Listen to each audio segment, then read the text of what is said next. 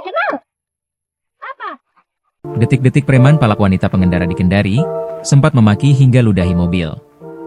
Berikut kronologi wanita pengemudi mobil diludahi preman hingga diumpati kata kasar di kota Kendari, Provinsi Sulawesi Tenggara, Sultra.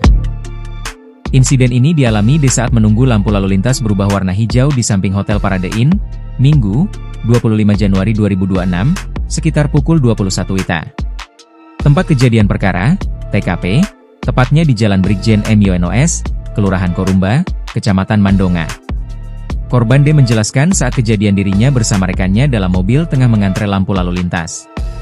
Tiba-tiba seorang pria berkaus hitam dan mengenakan topi datang menghampiri mobilnya.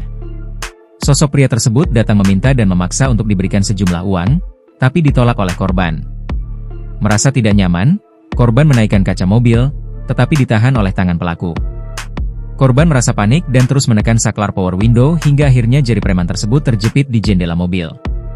Saya kasih naik kaca mobil, karena pria tersebut makin mendekat dan saat itu ada handphone di dashboard mobil. Jadi saya khawatir, jelas di kepada tribunnews.sultra.com, Senin, 26 Januari 2026. Lanjut, merasa tak terima pria tersebut menendang mobil korban dan memukul kaca depan.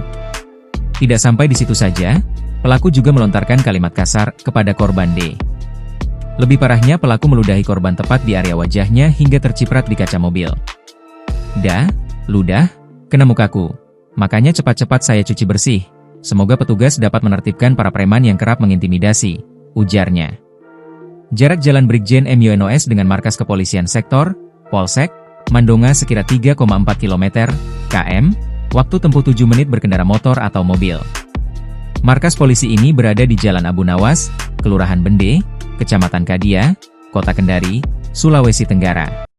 Download Tribun X sekarang, menghadirkan lokal menjadi Indonesia.